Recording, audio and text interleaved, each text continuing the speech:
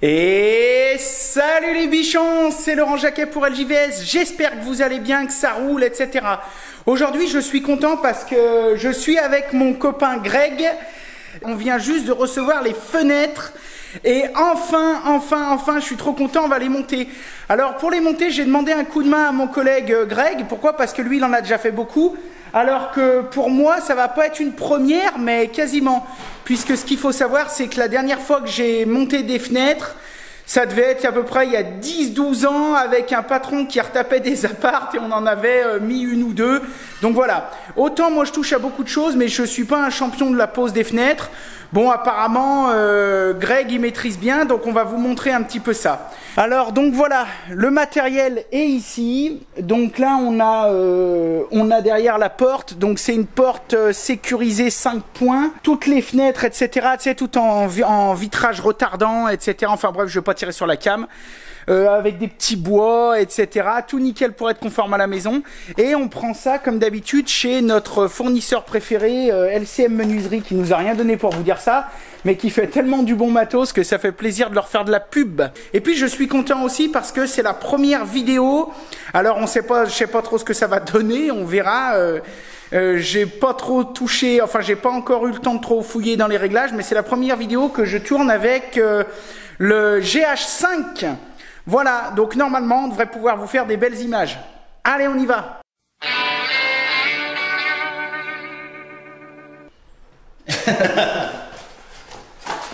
On a besoin d'un perfo. Ok. Percé dans le support. Ok.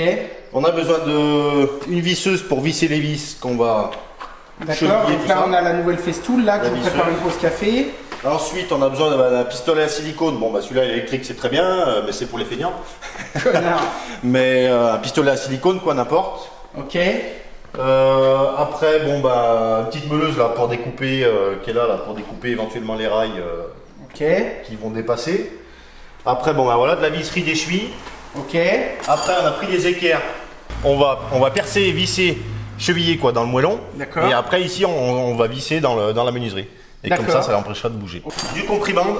Bon après la marque peu importe. Ouais, le comprimande c'est quoi alors? C'est une mousse en fait qui va venir gonfler et qui va assurer une étanchéité entre la maçonnerie et la menuiserie, c'est bien ça? Exactement, en fait ça va combler, donc c'est ça. Ça va combler les imperfections du moellon parce que là on voit que c'est bien posé, mais il y a toujours un petit décalage quoi. Et donc ça en fait ça va rattraper toutes ces petites épaisseurs et ça va venir jointer en fait entre la menuiserie et le support. Je vais combler 3 à 7 mm, largeur 15. Ça il faut y faire attention parce qu'il y a plusieurs tailles et après en fonction du support, si c'est par exemple des vieux murs tout tordus, il faut prendre du plus épais. Là il comble de 3 à 7 mm. D'accord. Voilà, donc après il y en a qui existent jusqu'à 15 ou peut-être même plus mm. Du joint quoi, pour jointer à l'extérieur. Parce qu'en fait on va mettre le comprimande contre la menuiserie qui va aller contre le moellon. Et à l'extérieur on va faire un joint silicone tout le toit. Histoire que ça soit bien étanche à l'air et à l'eau. Et que ce soit du bon boulot. Et la couleur du joint finalement on s'en fout puisque... Alors là c'est on s'en fout un peu parce que... Après il y aura les tableaux de fenêtres. Il n'y a pas de finition En fait il n'y a pas eu d'enduit, rien. Donc ça veut dire que c'est tout brut dehors. Donc après ça va être masqué par les enduits et tout. Il faut une paire très tôt quelque chose quoi. Histoire de poser la fenêtre, la menuiserie dessus. Et après généralement il faut recouper les jets d'eau quand c'est des trucs en bois ou même en alu. En fait le jet d'eau on verra après, c'est la petite forme qui fait que l'eau elle se barre dehors. Et ça il faut l'ajuster généralement sur place. D'accord. Voilà. Donc ça on va y voir tout de suite. Voilà, donc il nous faut une petite scie, un ciseau bois, une équerre pour tracer. Parce qu'il faudra couper de chaque côté bien sûr pour être bien centré par rapport à l'ouverture. Voilà. Après il faut un niveau. D'accord. Et là on a des petites cales de menuiserie qui sont très bien. Donc ça va de 1 mm jusqu'à... Normalement celle-ci on s'en sert pas, 5 mm. 5 mm, d'accord. Voilà, donc elle a tout une chier. D'accord, donc ça c'est de la cale de menuiserie. Ça va super bien. Ok, voilà. Indispensable et puis ça coûte pas très cher. Ouais, et puis ça vaut pas le coup de s'embêter quoi. Au moins là tu es sur des épaisseurs, tout ça. Enfin, après tu peux faire des cales avec des chutes de contreplaqué aussi. Généralement tu as toujours des chutes, mais t'as pas toujours toutes les bonnes épaisseurs. Tu fais un peu des montages et tout, tandis que là, tu as besoin de 5000, tu mets 5000. Comme vous pourrez constater, exceptionnellement de chaque côté là, ici, Voilà, sur les côtés. Donc là, on est sur la partie extérieure. Sur chaque côté, il y a une tapée supplémentaire. Pourquoi? Parce que les fenêtres qui vont être dans la cour, elles vont avoir des volets persiennés pour correspondre un petit peu au style de la maison. Et alors que les fenêtres de l'extérieur auront, elles, des volets roulants. Ok, mon Greg? Ok. Donc comme ça, pour tous les curieux, vous savez à quoi servent ces bouts de bois. Exactement. Donc la première chose à faire, ça va être de prendre la cote de l'ouverture. Ok. Et de prendre la cote de la menuiserie. Déjà, c'est un oublié de préciser, il faut un mètre. Ok, un mètre, un crayon, bien sûr. Donc la cote de la menuiserie, donc du jet d'eau là. La cote du jet d'eau fait 116 cm. La cote de l'ouverture fait 113. On vérifie un peu. Normalement, la maçonnerie n'est pas mauvaise. Donc il y a 113. Donc ça veut dire que le jet d'eau, donc cette partie-là, est trop longue de 3 cm. D'accord. Donc le but, c'est d'en enlever un morceau de chaque côté. Ok. Parce que sinon, on va décaler le foot. Ok, sinon on va pas faire de la merde.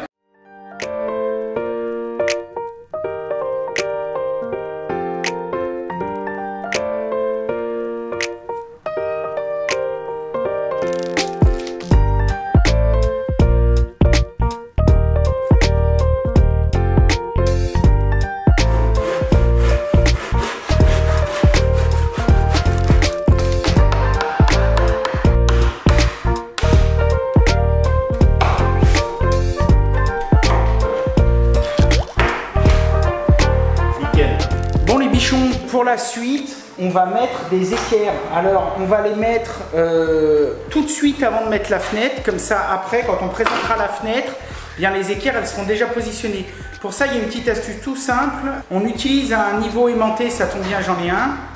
Et en fait, on va venir aimanter l'équerre contre le niveau et poser l'ensemble sur la fenêtre. Comme ça, on sera sûr que ce soit bien à fleur.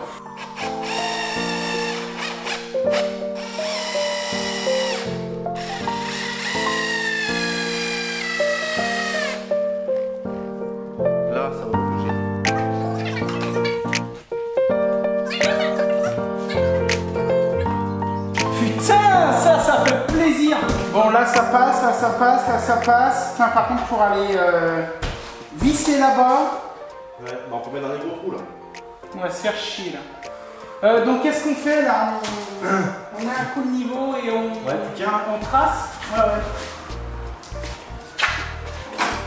Ah, un petit pas pour l'homme, un grand pas pour l'atelier. Un grand pas pour l'atelier. C'est vraiment de la belle menuiserie. Hein. Ouais. Donc là, tu vois, on l'a présenté à sec, à nu. Attends, je vais montrer un petit peu là-bas ce que ça donne contre le mur. Tu vois, là, les pentures, les équerres, elles sont là. Donc, on a mis un équerre à chaque gond. Ce qu'on va faire maintenant, c'est qu'on va percer sur place. On va la renlever pour mettre nos chevilles, etc. Et voilà, on va la renlever, on va siliconer, compribande tout, et ensuite on la remettra en place définitivement.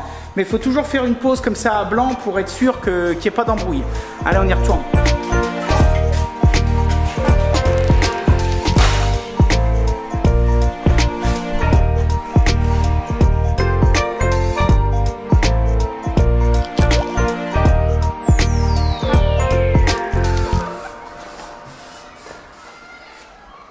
Fais-y bien parce que le patron, je le connais, c'est un chiant. Oui, il est pénible. Le truc, tu tires, ça se déchire. Ça, c'est chiant. Regarde. Putain. Pas possible. Hein. Pourtant, on n'a pas tiré sur la cam, on a pris la marque Compriband. Faut qu'ils s'améliorent, les mecs, là, sur le scotch, là. Oh, enfin, ça, je vais tout niquer, là.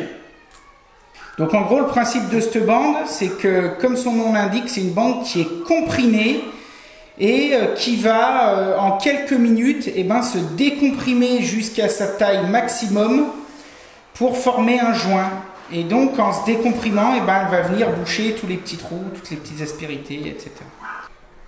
Donc, tu vois ce que je voulais te dire. La mousse, quand on la déballe, elle est comme ça. Et au fur et à mesure, elle gonfle. Et on en est qu'on a pré-percé, on a posé à blanc, donc on a vérifié c'était bien, c'était beau. Ouais. Maintenant, on va mettre les vantaux. Ouais. On va remettre les vantaux. Ouais. Pour fixer la fenêtre, c'est mieux parce qu'au moins on voit s'il y en a vraiment bien ajusté. On est plus sûr, disons. Ouais, ouais. Je pense pas que les cadres aient bien bougé ou quoi que ce soit. On connaît les menuisiers là, tu peux y aller les yeux fermés, mais bon, c'est un truc qu'il faut faire quoi. Il vaut mieux poser avec.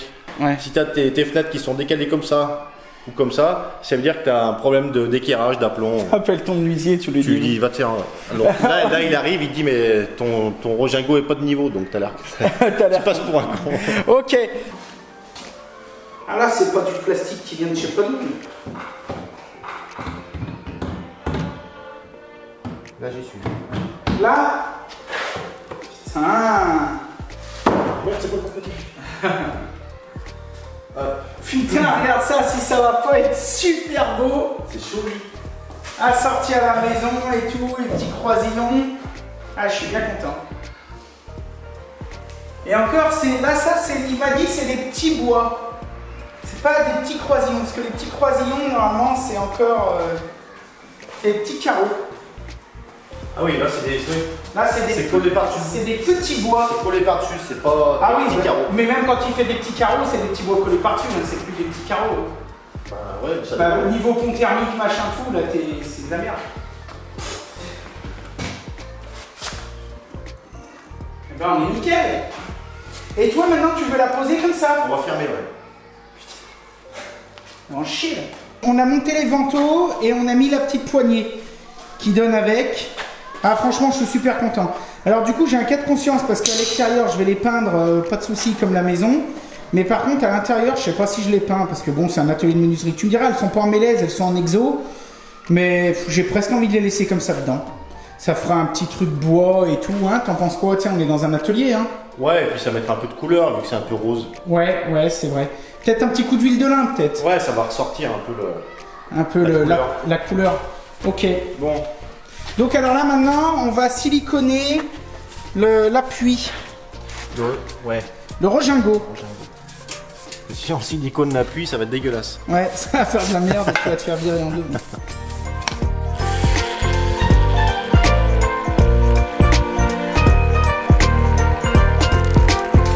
Tu mets le joint à l'extérieur.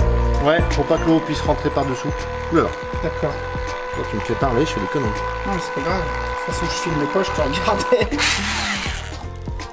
Bien, ok. Très bien. Et donc maintenant, on va présenter la fenêtre et on y va. Ouais. On se la fait et après, petit café. Ouais. Waouh! Non, mais j'ai jamais vu les mecs poser avec les vantaux, moi. Quand ils ont fait chez moi, les collègues. 1, 2, 3.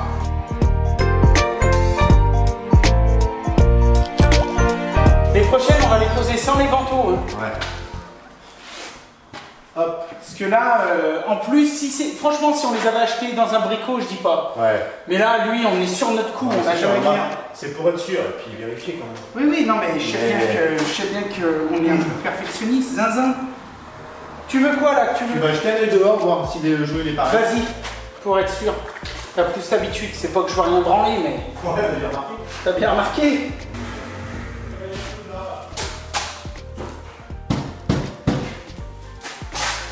Putain, comme je suis content de ces fenêtres! Oh putain! C'est de la balle! Oh, bah c'est de la balle! Tu sais, je vais te dire, depuis le temps que j'y attends tout ça, c'est des dizaines d'heures de dépannage, les samedis, les soirs, les dimanches. Là-bas, tu voulais pas peut-être mettre une cale en haut? Putain, mais on va juste là. C'était peut-être en bas? Fixer en haut. Ah oui, bah les cales, on peut les mettre après en plus. Donc là, on vous a pas dit, mais quand on a percé à travers les équerres, on a percé dans les lumières. Tu sais, sur une équerre, tu as toujours, mettons, un trou rond et un trou oblong. On appelle ça une lumière. On l'a percé dans les lumières, bah justement parce que si après il y a 2-3 petits ajustements à faire, et ben du coup c'est plus un problème. Et là on met des vis à penture. Donc on a mis de la grosse vis à penture et en fait tu vois on a commencé donc par caler en haut. Donc je sais pas si tu vois bien, ouais voilà. En haut il y a une cale. Donc on a vissé celle du bas, on a mis le niveau. Ensuite on a calé en haut, on a serré en haut et ensuite on est venu recaler en intermédiaire. Donc pour régler les faux aplombs, et là comme ça on est nickel de niveau. Et ici on a un petit peu moins. Donc ça se voit peut-être pas trop. Tu vois là on a une cale de 3 et là on a une cale de 1. Et on va faire la première ouverture de fenêtre. J'essaye, j'y vais. Vas-y. Putain. Je suis comme un dingue. Là je vois. Si c'est bien d'aplomb, tu laisses à un endroit et elle doit pas bouger. Bah ouais. Oh putain. Après, s'il y a des courants d'air, ça peut bouger. Mais...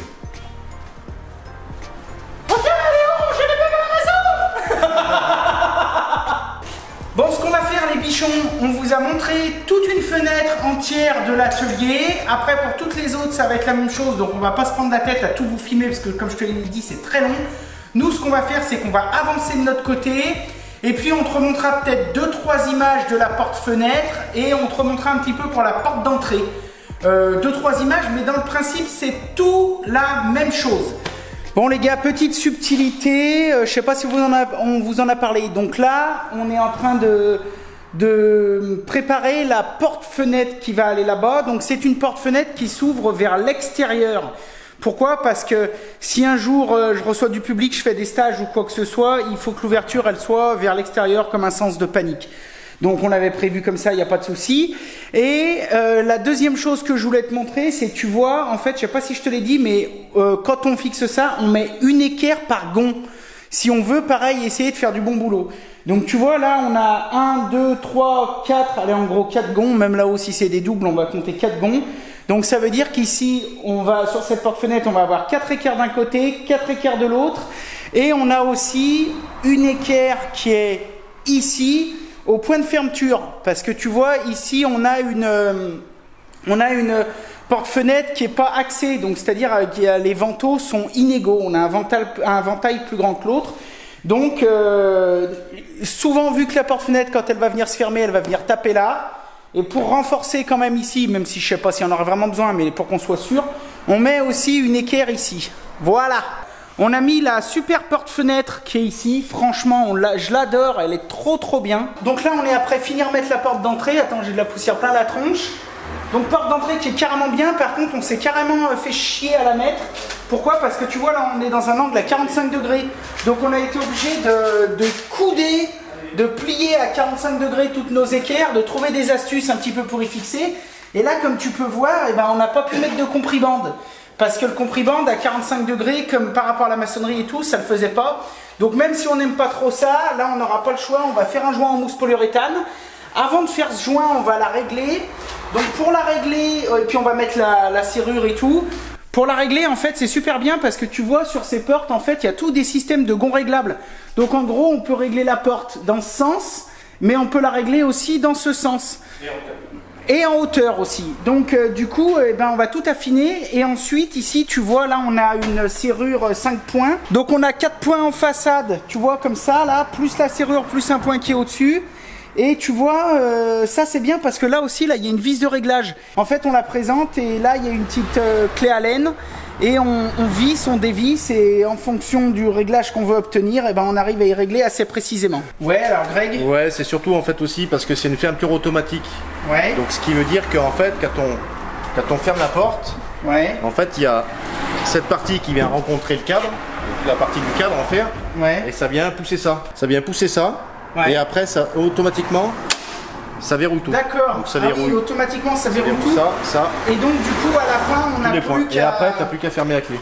T'as plus qu'à tourner la clé. Ouais. Donc l'avantage de ça c'est que quand tu fermes ta porte, ouais. Hop, et là tu fermes la clé et c'est fermé la clé.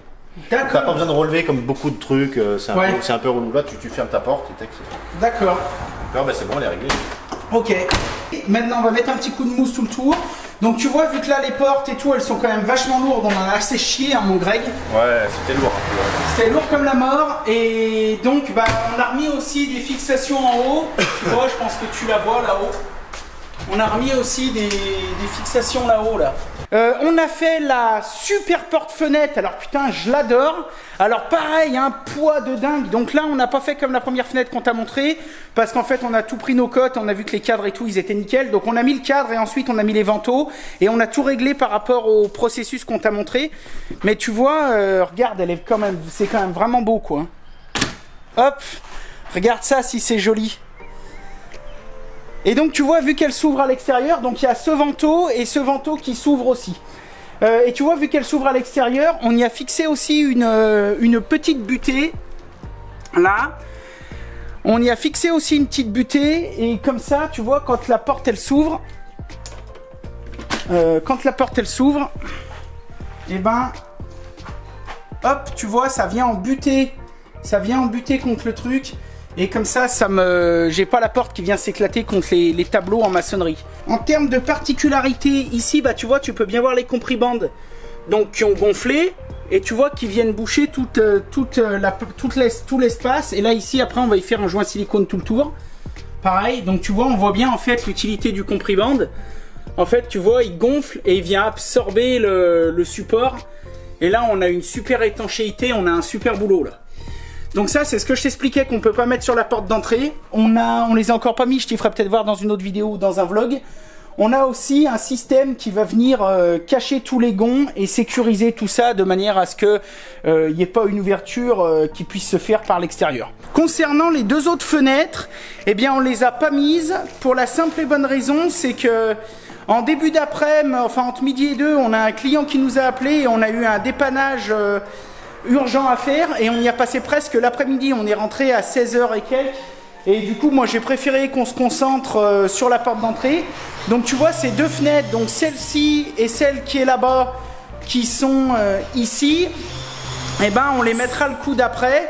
Donc bon, on refilmera peut-être pas tout, mais je t'y ferai voir soit dans un autre vlog, soit dans la suite de l'atelier. Et tu vois, donc là, Greg, il est en train de percer pour mettre la poignée de porte.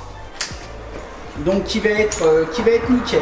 Bon bah écoutez les bichons, nous en tout cas on était super contents de vous montrer ça avec Greg, un petit peu comment on s'y prenait pour faire ça, et puis vous montrer un petit peu aussi l'avancement de l'atelier. On espère que ça vous a plu à bloc. Et puis, bah écoutez, nous on va continuer un petit peu, ranger un peu, et puis on vous dit à la prochaine pour de nouvelles aventures. En tout cas, comme d'habitude, vous pouvez me rejoindre sur les réseaux sociaux, Facebook, Insta, Twitter, etc. Plein de vidéos qui arrivent, comme d'habitude, l'atelier continue et tout continue. Soyez créatifs, faites de votre mieux, et si possible du bon boulot. À bientôt les bichons, bye, yeah. Et le Greg, il bosse. Ciao. Ciao. Allez, tchuss, yeah.